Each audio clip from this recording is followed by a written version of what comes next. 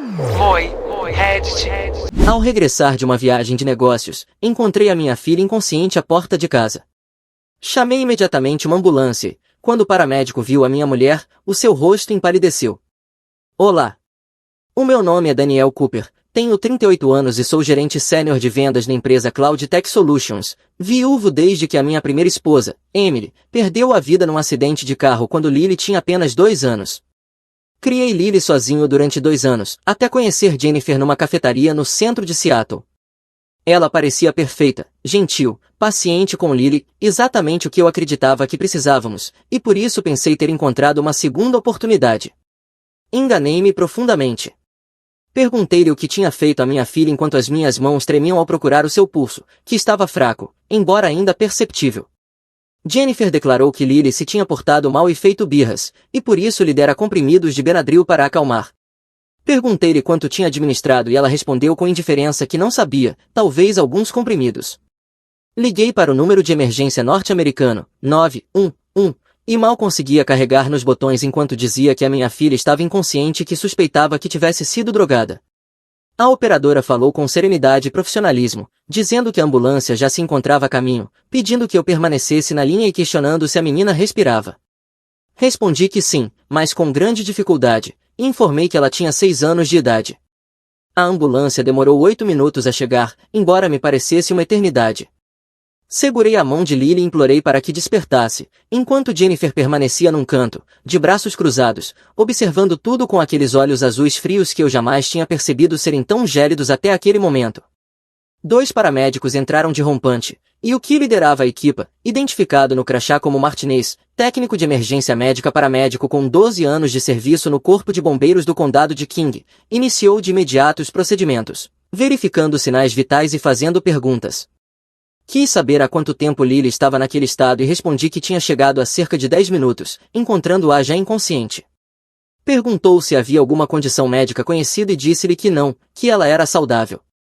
No entanto, quando Martinez dirigiu o olhar para Jennifer, o seu rosto transformou-se, passando de preocupação profissional para algo que parecia uma mistura de reconhecimento e temor. Levantou-se devagar, aproximou-se dela e, enquanto a observava atentamente, perguntou-me num tom contido se aquela mulher era realmente a minha esposa. Respondi que sim, que se chamava Jennifer Walsh, e perguntei por que motivo queria saber. Ele quis confirmar o apelido de solteira, e eu disse que era Morrison. Martinez pegou no telemóvel, escreveu algo e mostrou-me o ecrã, onde aparecia uma notícia de Portland, no estado do Oregon, datada de novembro de 2021. A manchete dizia: mulher detida em caso de abuso infantil, enteado hospitalizado com ferimentos suspeitos. A fotografia mostrava uma mulher idêntica à minha esposa, com o mesmo cabelo louro, os mesmos traços marcantes e os mesmos olhos frios, embora com um nome diferente, Sarah Jensen. Martinez afirmou, com a voz tensa, que ela era aquela mulher e explicou que fora investigada no Oregon 2 anos antes porque o enteado quase morrera.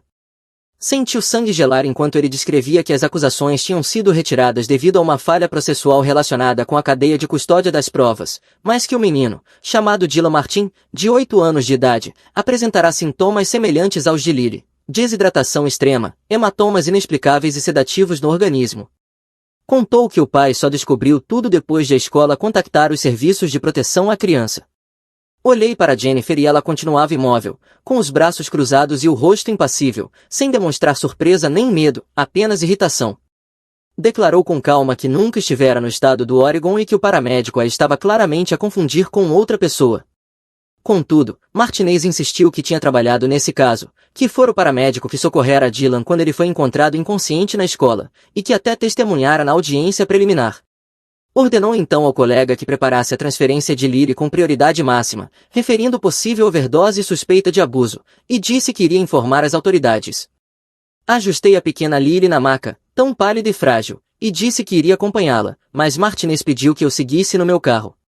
Respondi que iria com ela e ele acabou por consentir. Enquanto colocavam Lily na ambulância, olhei para Jennifer, que permanecia completamente tranquila, enviando mensagens no telemóvel.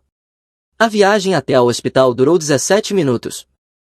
Foram 17 minutos a observar o peito de Lily subir e descer de forma frágil, e 17 minutos a ouvir Martinez explicar em voz baixa o que sabia. Disse que o caso do Oregon tinha sido terrível, o menino fora hospitalizado 3 vezes em 6 meses, sempre quando o pai estava a viajar por motivos de trabalho, e sempre com a madrasta justificar que ele era desastrado, propenso a acidentes ou frágil de saúde. Na terceira hospitalização, uma enfermeira percebeu o padrão e avisou as autoridades. Perguntei o que acontecerá depois.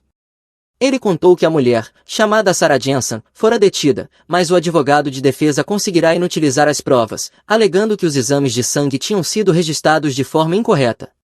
Sem esses resultados, não puderam demonstrar que ela havia drogado o menino. O caso desmoronou e a mulher desapareceu antes que pudessem apresentar novas acusações.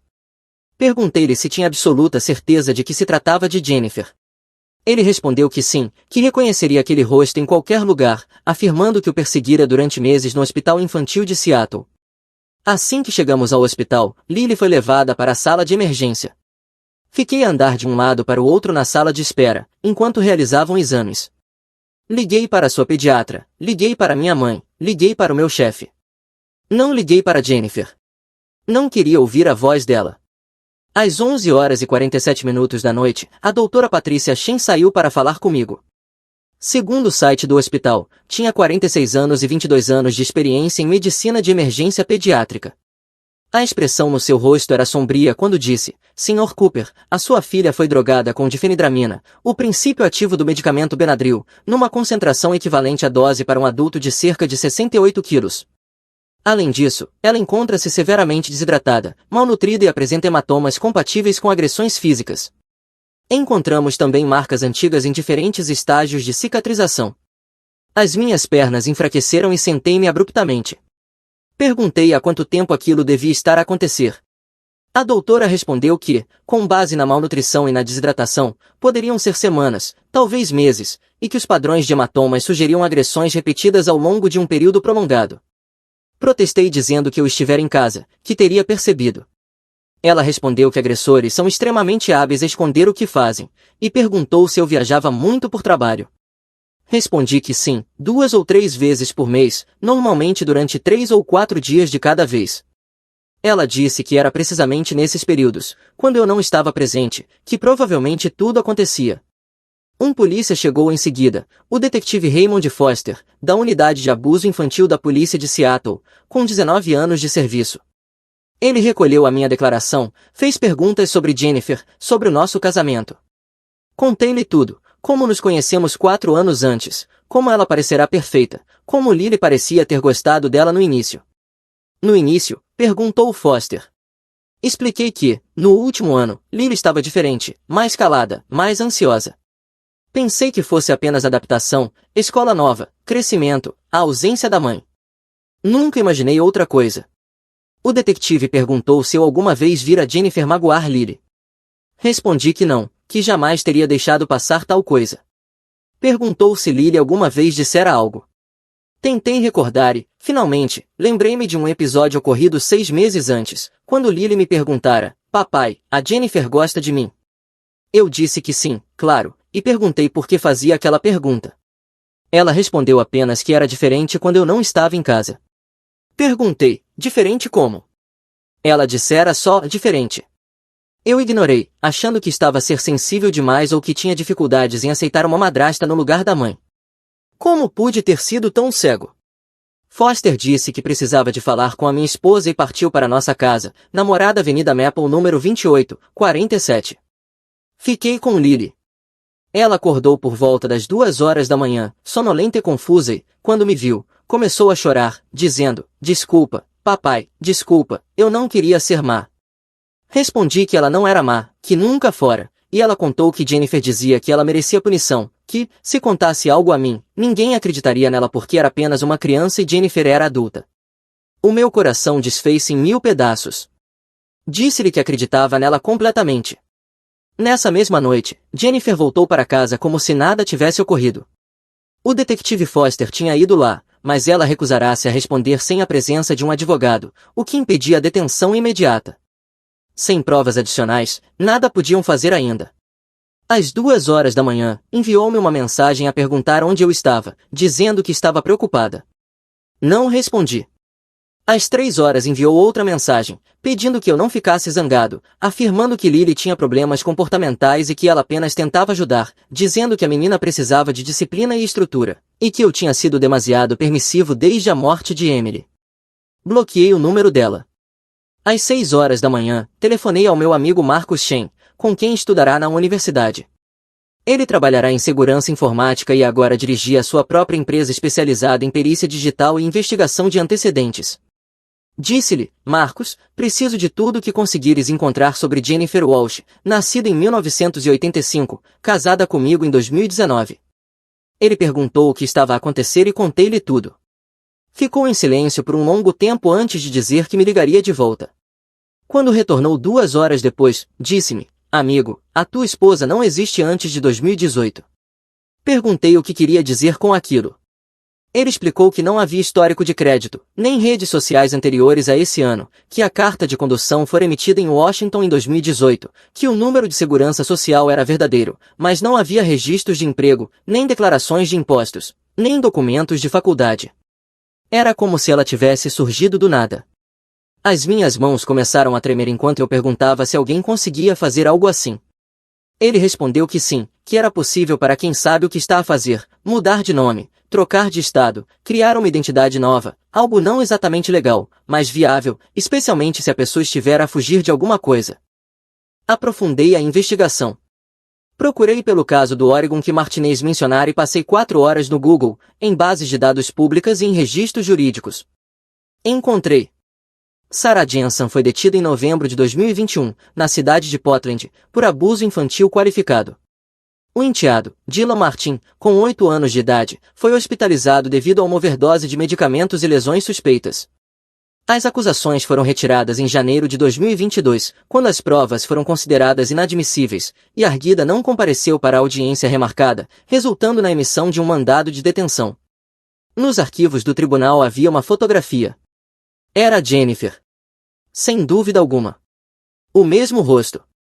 Os mesmos olhos frios. Continuei a procurar e encontrei outro caso na cidade de Phoenix, no estado do Arizona, em março de 2019. Uma mulher chamada Raquel Morrison foi detida por colocar em risco a vida de uma criança, a enteada, com 7 anos de idade, foi encontrada inconsciente na escola. O padrão era idêntico. Medicamentos. Malnutrição. Hematomas. As acusações foram retiradas quando a principal testemunha, o pai, se recusou a depor. As notas processuais indicavam que ele fora manipulado, convencido de que a filha estava a mentir e ameaçado pela Arguida. O caso foi selado por envolver uma menor, mas encontrei o nome do pai em processos civis relacionados, Robert Morrison. 3 meses depois do caso criminal ruir, ele entrou com pedido de divórcio e guarda emergencial. Liguei para informações, consegui um número e deixei uma mensagem de voz. Sr. Morrison, o meu nome é Daniel Cooper.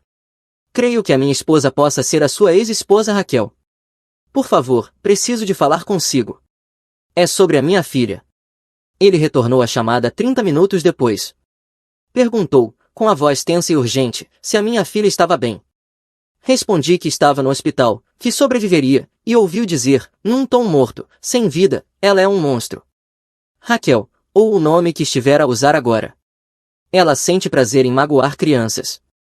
Especialmente enteados.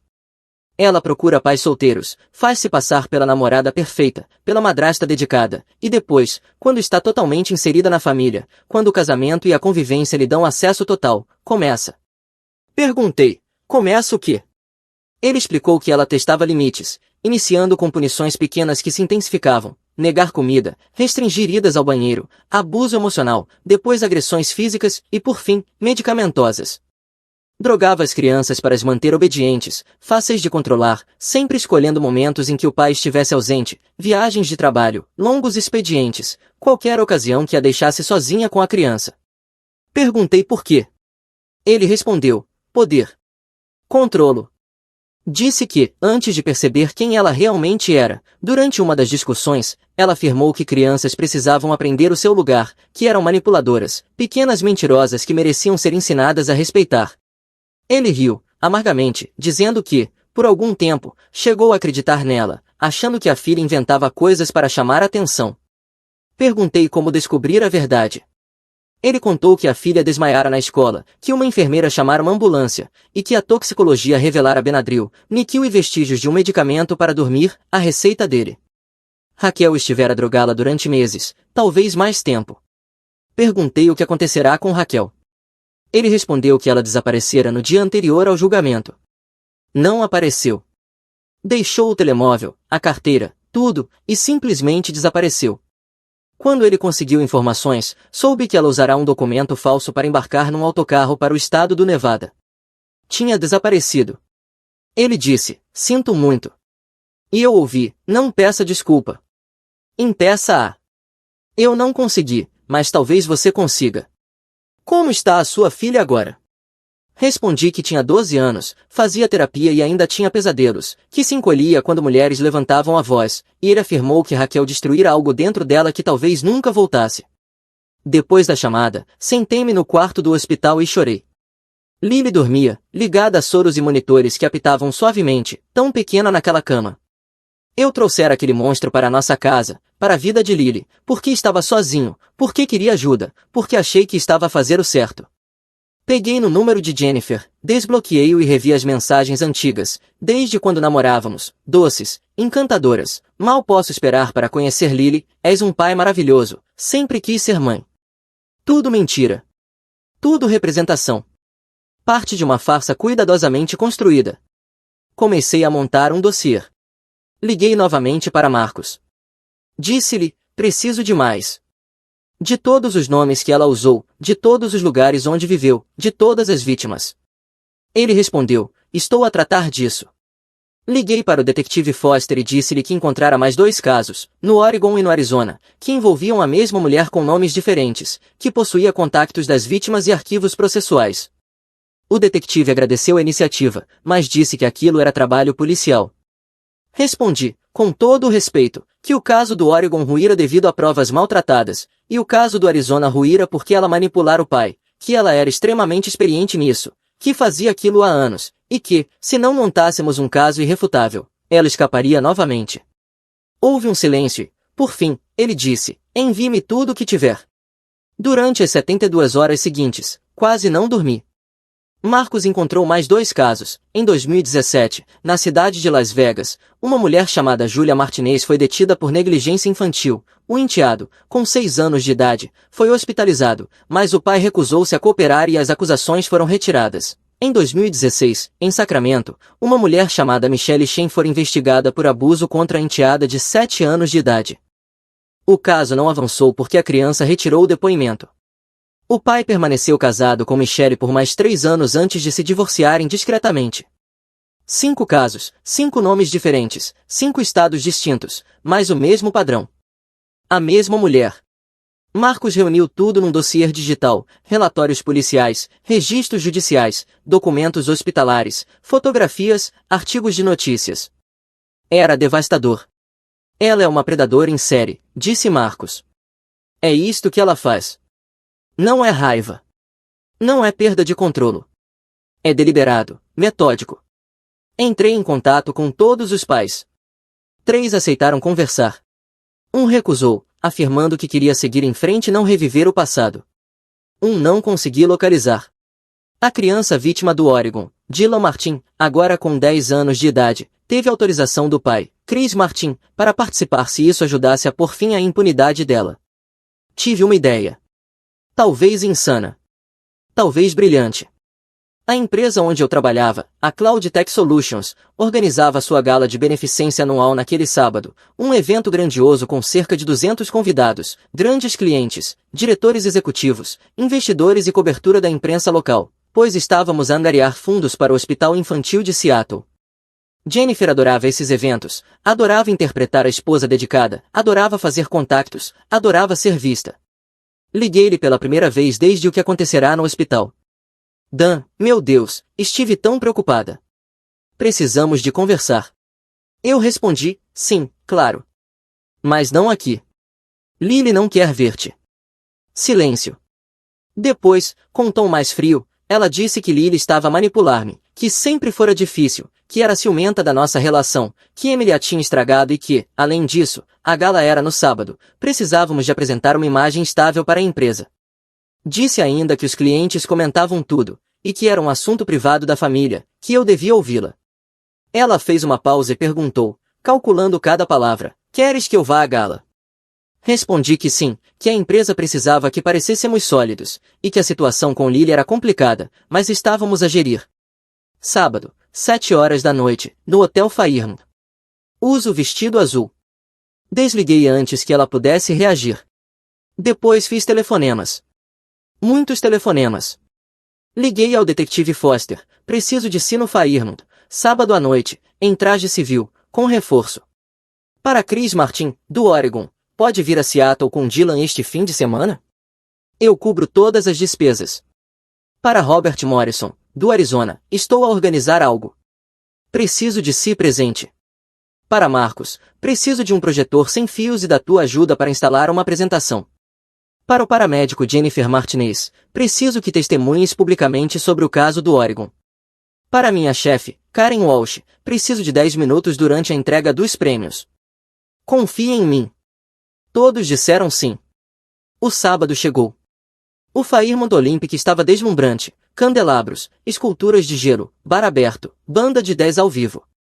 Cerca de 200 pessoas em trajes formais bebiam champanhe e conversavam animadamente. Eu vesti o meu melhor fato, sorria, cumprimentava, fingia normalidade. Jennifer chegou às 7 horas e 47 minutos, usando o vestido azul. Cabelo impecável, maquilhagem perfeita. Parecia uma imagem retirada de um anúncio da esposa ideal. Beijou-me na face e disse, obrigada por isto, por nos dares uma oportunidade de resolver as coisas. Apresentei-a aos clientes e colegas, ela encantou todos, riu das piadas, elogiou vestidos, perguntou sobre filhos, sempre com a dose exata de interesse. Era realmente muito boa naquilo. Às 9 horas e 15 minutos começou a entrega de prêmios. A minha chefe, Karen, assumiu o microfone. Obrigada a todos por estarem aqui esta noite. Recolhemos mais de $300 mil para o Hospital Infantil de Seattle.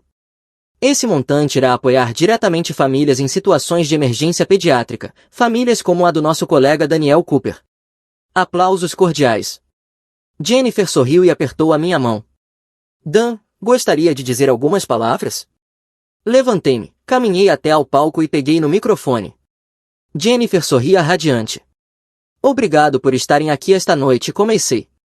A segurança infantil é algo profundamente pessoal para mim, especialmente nesta semana, porque há 6 dias eu regressei de uma viagem de trabalho e encontrei a minha filha de 6 anos inconsciente no chão da nossa casa.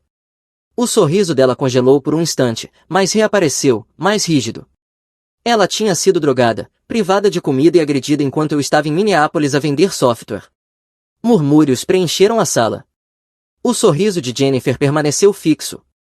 Aprendi outra coisa também. Aprendi que a minha esposa tem vindo a abusar da minha filha de forma sistemática há meses. O sorriso dela vacilou. Mas isso não foi tudo o que descobri. Fiz um gesto para Marcos. O projetor acendeu atrás de mim. Uma fotografia surgiu. O rosto de Jennifer, mas com nomes diferentes. Descobri que a minha esposa não é quem diz ser. Jennifer Walsh. Foi isso que me contou. Mas não é o seu nome verdadeiro. Apareceu outro slide, uma fotografia de ficha policial. Esta é Sarah Jensen, detida em Portland, no estado do Oregon, em novembro de 2021, por abuso infantil. Outro slide. Outro retrato policial. Esta é Raquel Morrison, detida em Phoenix, no estado do Arizona, em março de 2019. Outro slide. Esta é Julia Martinez, detida em Las Vegas, em 2017. Outro. Esta é Michelle Chen, investigada em Sacramento em 2016. A sala ficou silenciosa. 200 pessoas a observar. Telemóveis a gravar. A mesma mulher. O mesmo padrão. Ela procura pais solteiros, torna-se a namorada perfeita, a madrasta ideal e, quando conquista a confiança total, quando o casamento e o cotidiano lhe dão acesso ilimitado, começa a magoar as crianças. Jennifer levantou-se abruptamente, a cadeira arrastando no chão. Isto é loucura. Daniel está a ter um surto. Ele está a mentir. Esse é o meu enteado, tentou dizer, mas uma voz ergueu-se no fundo da sala. Chris Martin estava de pé, com Dylan ao lado. O menino apontou para Jennifer. Tu quase me mataste. Puseste comprimidos na minha comida. Trancaste-me no armário. Disseste ao meu pai que eu era mentiroso. Outra voz surgiu. Robert Morrison levantou-se. Puseste a minha filha em coma. Ela tinha 7 anos. O rosto de Jennifer contorceu-se, a máscara caiu por completo. Vocês são, isto é, o detetive Foster avançou pelo público, inicialmente em traje civil, mas agora exibindo crachá. Sarah Jensen, também conhecida como Raquel Morrison, Julia Martinez, Michelle Chen e Jennifer Walsh, está detida pelos crimes de maus-tratos infantis, fraude, roubo de identidade e agressão qualificada. Ela fugiu. Correu mesmo, tentando alcançar a saída, os saltos ecoando no mármore. O detetive enviado de Portland, Lauren Hayes, com 16 anos de serviço e trazido especialmente para aquela noite, posicionou-se diante da porta. Também tem um mandado de detenção pendente no estado do Oregon. Não vai a lado nenhum. Foster e Hayes avançaram. Jennifer lutou, gritou, chamou-me todos os nomes possíveis. Vais arrepender-te disto, seu manipulador. Armadilhar-me desta maneira. Sorri. Não consegui evitar. Não. Tu é que vais arrepender-te por teres pensado que eu não lutaria. Apontei para a equipa de notícias no canto da sala, a câmara gravando tudo. Todas as pessoas nesta sala são testemunhas. E essas imagens já se tornaram virais. Acabou-se o esconderijo. Enquanto lhe colocavam as algemas, ela olhou para mim com puro ódio nos olhos azuis e frios. A tua filha mereceu. Era uma pirralha chorona, como todas as outras. A sala engasgou num só fôlego enquanto as câmaras continuavam a gravar. Arrastaram-na para fora, ainda aos gritos. A gala desfez-se em murmúrios, em lágrimas. Vários clientes abraçaram-me, disseram que lamentavam, disseram que Lily tinha sorte por ter alguém como eu. Na manhã seguinte, estava em todo o lado, nos noticiários, nas redes sociais, nos jornais. Abusador infantil em série exposta durante gala de beneficência. O vídeo alcançara 5 milhões de visualizações antes do meio-dia. Jennifer, ou Sarah, ou Raquel, ou qualquer nome verdadeiro, estava sentada na cadeia do condado de King, à espera do julgamento. Sem direito à fiança.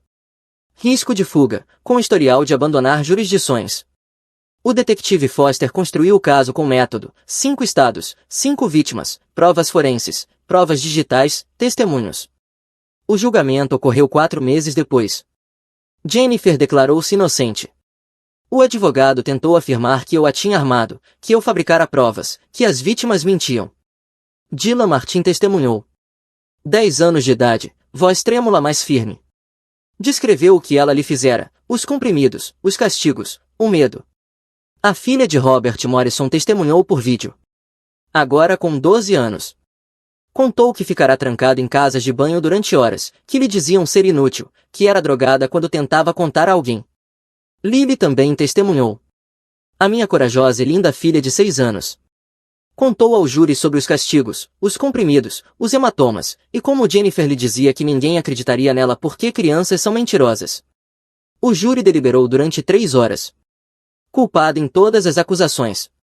A sentença foi proferida 2 semanas depois pela juíza Patrícia Moreno, com 26 anos do tribunal, conhecida por sentenças severas em casos de abuso infantil. Seja Jensen, Walsh, Morrison ou seja qual for o seu verdadeiro nome, disse ela, nos meus 26 anos como juíza, jamais vi um abuso tão calculado e sistemático contra crianças vulneráveis. É uma predadora. Uma predadora em série que escolhe especificamente crianças que já perderam um dos pais, que já estão fragilizadas, traumatizadas. Explorou pais em luto e torturou crianças inocentes para sua própria gratificação.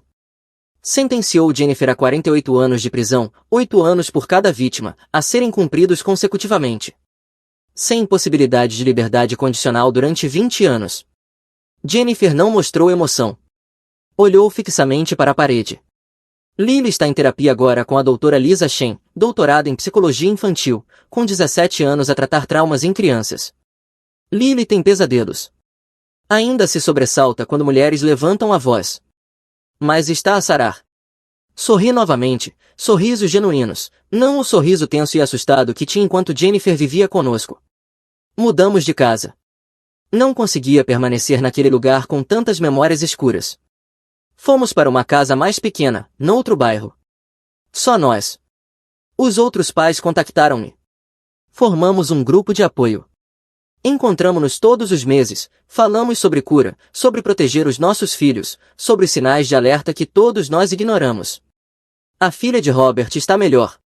O mesmo para Dylan. E para os restantes. Agora que todos nos encontramos, que partilhamos experiências, todos avançamos. 6 meses após a sentença, recebi uma carta de Jennifer, enviada da prisão. Quase a deitei fora, mas a curiosidade venceu. Daniel, achas que venceste? Não venceste. Estarei livre em 20 anos. Terei apenas 39. Terei tempo para recomeçar. Para encontrar um novo nome, um novo estado, novas vítimas. Há sempre pais solteiros à procura de ajuda. Há sempre homens solitários que acreditam em qualquer coisa. Há sempre crianças fáceis de ferir. Tiveste sorte. Tinhas recursos. Dinheiro. Ligações. A maioria não tem. A maioria não descobre a verdade até ser tarde demais. Magoei mais crianças do que as 5 que encontraste. Tenta 10. Talvez 12. Faço isto desde os 22 anos. Só apanhaste os casos recentes. Os descuidados. Os outros, os mais antigos, fui cuidadosa. Inteligente. Essas famílias ainda acham que os filhos delas são o problema. Que eles são a causa. Não eu. Dorme bem sabendo disso. Mostrei a carta ao detetive Foster. Ele mostrou-a ao procurador. Usaram-na para abrir investigações sobre o passado dela. Encontraram mais 3 casos. Ainda estão a construir o processo. A carta era prova de consciência e de culpa. Poderá acrescentar mais anos à sua sentença. Mostrei a carta à doutora Shen durante uma das sessões de Lily. Ela está a tentar manter poder, disse a doutora. Mesmo na prisão. Quer que te sintas impotente, com medo, que acredites que ela ainda controla algo. Perguntei, e controla? Ela disse, não. Está numa cela. Tu e Lily estão livres. Vocês são os vencedores. Ela tinha razão. Na semana passada, Lily e eu fomos ao parque. Ela correu para os balanços, riu enquanto subia cada vez mais alto e gritou, papai, olha para mim. Eu olhei. A minha menina forte e corajosa, que sobreviveu a um monstro. Pensei na carta, na afirmação de Jennifer, na ideia de que ela vencera e que faria tudo de novo. Talvez quisesse. Talvez tentasse dentro de 20 anos. Mas teria de fazê-lo com todos os meios de comunicação do país a conhecer o rosto dela, com todos os pais e todos os grupos de apoio a espalhar consciência, com todas as vítimas que ela torturou agora fortalecidas para falar. Ela achou que era intocável, que podia continuar a caçar, a ferir. Enganou-se. Porque a verdade sobre monstros é que, eventualmente, eles são apanhados. Eventualmente, a verdade vem à tona. Eventualmente, as vítimas encontram-se. E o monstro acaba sozinho numa cela, a escrever ameaças inúteis enquanto aqueles que tentou destruir seguem com as suas vidas. Lily saltou do baloiço, correu até mim e abraçou-me pelas pernas. Amo-te, papai. Eu também te amo, meu amor. A Jennifer vai voltar. Nunca.